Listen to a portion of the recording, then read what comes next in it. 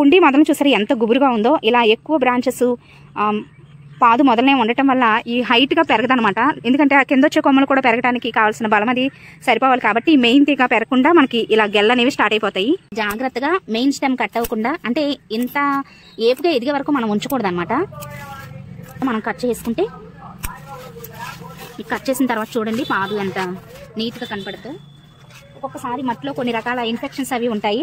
ఆ ఇన్ఫెక్షన్స్ మళ్ళీ ఆకుల నుంచి పాదుకి పాకే అవకాశం లేకుండా మట్టి ఎప్పుడు గాలాడుతూ ఉండేటట్టుగా కంటైనర్ మొదలను మనం చూసుకోవాలన్నమాట. మట్టి ఎప్పుడు ఇలా నీట్గా గాలాడుతూ ఉండాలండి లాంగ్ నుంచి. ఇప్పుడు చూసారా పాదు ఎంత నీట్గా ఉందో. ఇప్పుడు ఈ పై తీగలు స్పీడ్గా పెరిగిపోతాయి అనమాట. పందిరి పైకి వెళ్ళి స్పీడ్గా పైన పాకుతాయి. ఎప్పుడు పందిరి పైకి వెళ్ళిన తర్వాత ఈ స్టేజ్కి వచ్చిన తర్వాత మనకి ఎక్కువ బ్రాంచెస్ అనేవి వస్తే మనకి మంచి హెల్ప్ అనేది అవుద్దండి. ఎక్కువ పూత పింద రావడానికి పైన టిప్స్ అనేవి కట్ చేసుకోవాలి తప్ప కింద మనం పాదు ఎదిగే టైంలో మనం కింద వచ్చే కొమ్మల్ని ఎంకరేజ్ చేయకూడదు.